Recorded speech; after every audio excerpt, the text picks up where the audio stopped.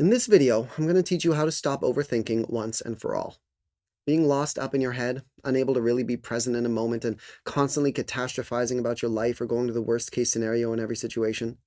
These are typical symptoms of people dealing with anxiety, stress, depression, and PTSD, but even if you don't think that your emotional struggles have gotten that bad to merit one of those labels, maybe you're just a worrier and you want to learn how to be able to actually enjoy a moment without that voice in your head constantly trying to analyze and rationalize everything that you're experiencing and telling you the worst of the worst in every situation.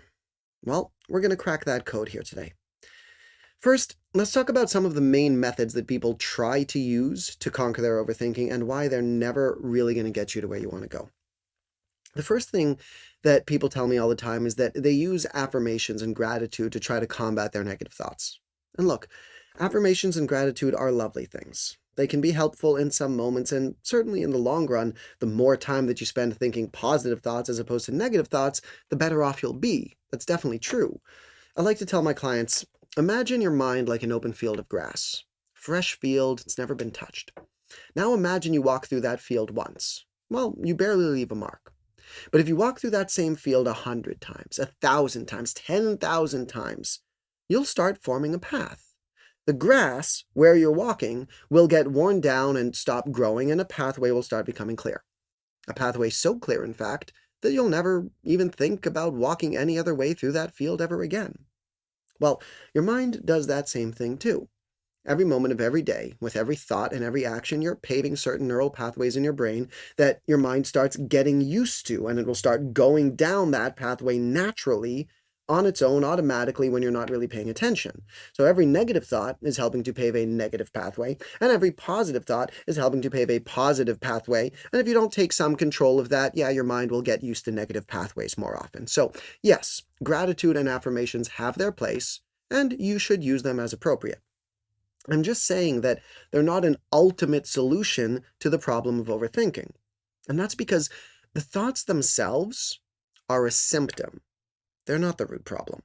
I'll explain more about that in just a bit, but for now, the point is that trying to deal with negative thinking and worry with affirmations and gratitude is just a way of trying to cover up the problem. You're dealing with the surface layer issue, but you're not taking care of where the thoughts are coming from. So it's like trying to paint over mold. Just because you can't see it doesn't mean it's not there. It's still there, growing underneath the surface, and it's just a matter of time before it peeks its head out from underneath the fresh coat of paint that you just put on. So, covering up negative thoughts with positive thoughts isn't going to work. Yes, every moment of positive thinking is better than a moment of negative thinking, but ultimately you're basically just pretending to be positive.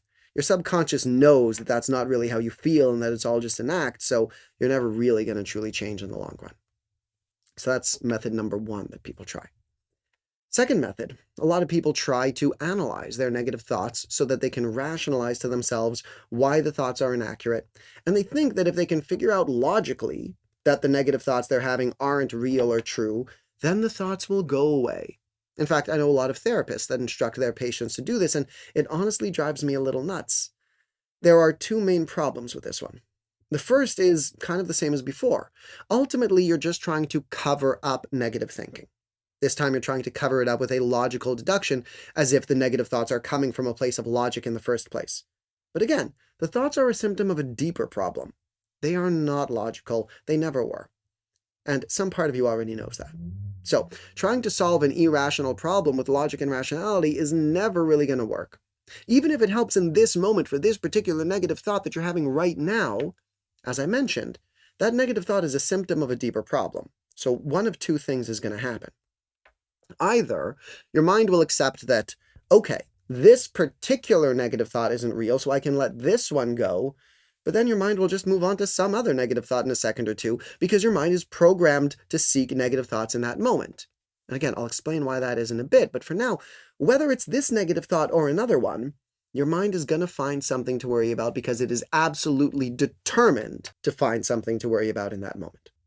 Or, despite rationalizing away this negative thought, your mind might keep thinking the thought anyway, around and around and around in circles like a broken record. You'll know the thought is false, but you won't be able to stop thinking it anyway, and that'll drive you crazy. It will lead to self-doubt and self-judgment and frustration, which will just create even more negative thoughts, keeping you going in circles. So that's not going to work either. In fact, when it comes to negative thoughts, I want you to know, just know in advance that they are false. Just accept right here, right now, that your negative thoughts are never accurate. There are 4 questions that you want to ask and answer about your negative thoughts right now so that you never need to ask them ever again. The 4 questions are, number 1, are they helpful? Do you truly believe that all of your negative thoughts are really helping you solve problems? Are your negative thoughts the best way of getting you the best outcomes in your life, even when there are real problems? Or are they just keeping you in a state of fear, which leads to bad decision making, which leads to more problems? I promise you, whatever your instinct is to answering that questions right now, these negative thoughts are only causing more problems. So they're not helpful. Question number 2, are they necessary? Meaning, whenever you're thinking negatively about a situation, is that the only possible way of thinking about it? Is there absolutely no other perspective that you could take at all? Of course not. There is always a more hopeful, patient, optimistic perspective that's possible. So the thoughts aren't necessary. Next up, are they appropriate? Meaning that within the context of self-love and inner peace and overall strong mental health that you want to be living with, do these thoughts match that paradigm? Are your negative thoughts a representation of the way that you want to be living your life and the conscious choice that you would make if you could make it? No, they're not. They're not appropriate based on the values and morals and inner life that you want to be leading. And lastly, are they enjoyable? Are these thoughts bringing you pleasure and joy? Do you want to keep thinking these thoughts? Of course not. That's why you're watching this video. And the truth is, the secret is, the key is that those 4 answers to those 4 questions are true for all of your negative thinking, all of the time, even when you're dealing with a real problem. No matter what's going on, your negative, worried, catastrophizing is never appropriate, helpful, enjoyable, or necessary. And in every situation, calm, trusting, positive, and optimistic thinking will always lead you to staying calmer and to making better decisions, which will lead to better outcomes. And it will always be more enjoyable and more appropriate to think that way, and it will always be the better perspective. So, if we can accept right here, right now, in this very moment, that your negative thoughts are never helpful, appropriate, necessary, or enjoyable, then you never need to stop and rationalize your negative thoughts ever again. You don't need to ask those questions for every single negative thought that you have. You just know, as a rule, that those negative thoughts are never those things. So you never need to ask those questions ever again. You just know it. Like, you know that gravity exists, right? So before you drop a ball, you don't have to ask and analyze every single time whether you think the ball is going to drop. You just know it. You just trust that conclusion, and you just live your life with the overall knowledge that it's the case. That's the level of certainty that you need to have about your negative thoughts never being any of those things.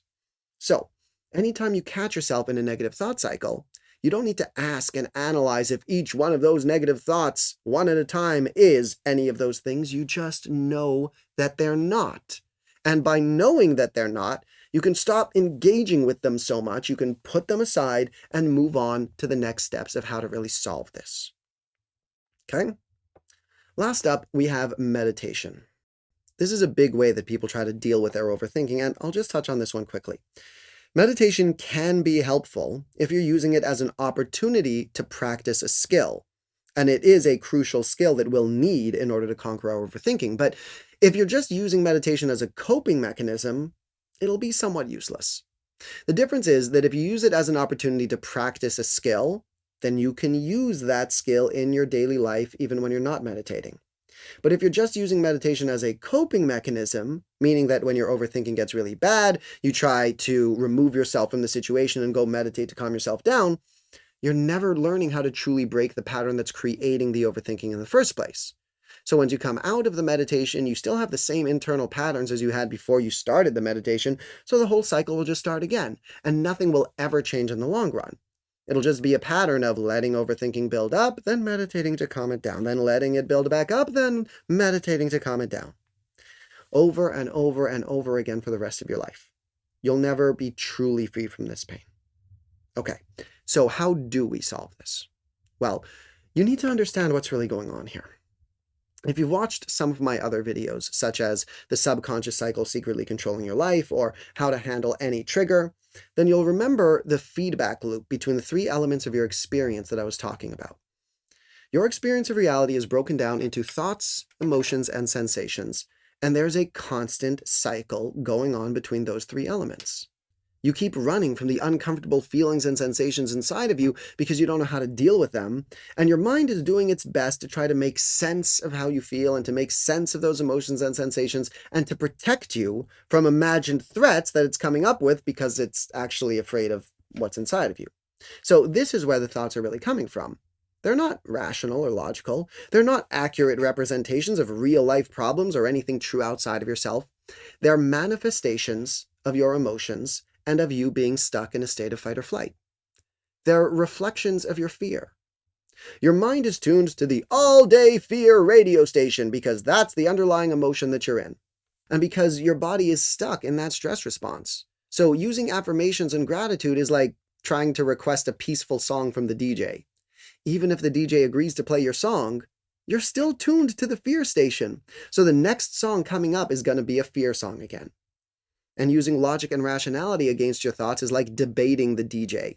Even if you win a single argument, you're still tuned to the fear radio station. So the DJ is just going to keep fear-mongering once you're done with that debate. And meditation is like a commercial break. There's a brief pause in the fear tirade coming out of the speakers, but we're just waiting to go back to our regularly scheduled programming of fear. And that's what I mean when I say that thoughts are a symptom.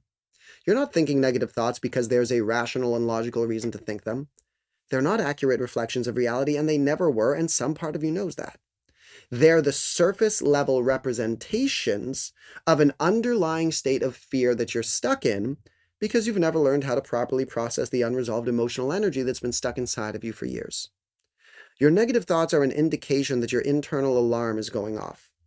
But instead of trying to turn off that alarm directly from the inside, you keep on trying to deal with external problems or logic to try to make them go away.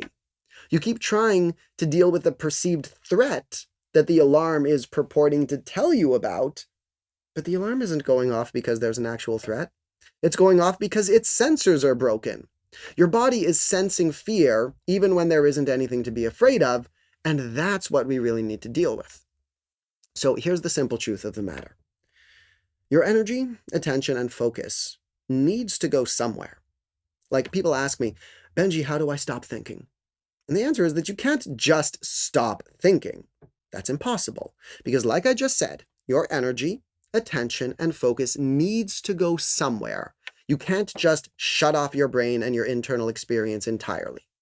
So if you want to stop thinking, what you're going to need to do is start feeling. You'll need to learn how to start paying active attention to the non-thought-based parts of your inner experience, your emotions, and your sensations. You need to learn how to start focusing on those without adding thoughts to that experience. And that's definitely a challenge at first. This is where using meditation as practice can come in handy. In meditation, one of the first things that we're taught to turn our attention to is our breathing. That's a huge part of basic meditation. And why do you think it's so important and so helpful to focus on your breathing? Sure, it's rhythmic and soothing and all that, but ultimately the real point is that feeling and experiencing your breath doesn't require thought. You don't need words to feel the air going in through your nose, to sense the temperature of the air, to feel your stomach rising and falling. These are sensations. Focusing on your breath moves your attention from your thoughts to your sensations. And if we use meditation as a practice to get used to turning our attention to our inner sensations as a general rule, then that can be helpful to ending our overthinking in the long run. So ultimately, we need to learn how to focus on our emotions and on our sensations as their own independent experiences without needing to revert back to our thoughts or to add any thoughts to the experience in that moment. And that's why affirmations, gratitude, and rationalization aren't helpful. Because by using those, you're actively still focusing on thoughts. All of those things are thought-based, and you're never going to end overthinking by training your brain to overthink your overthinking. By using affirmations, gratitude, and logic, you're actively running from that discomfort inside of you and translating your emotions and sensations into thoughts. You're fueling the very cycle that's creating your negative thoughts in the first place. So not only is it not going to help, but it's actually making it worse because it's keeping you stuck in your thoughts and in your head, and it's not teaching you how to turn your attention to your emotions and your sensations. It's encouraging this process of overthinking. So, first, we need to learn how to turn our attention to our emotions and our sensations directly without the thought.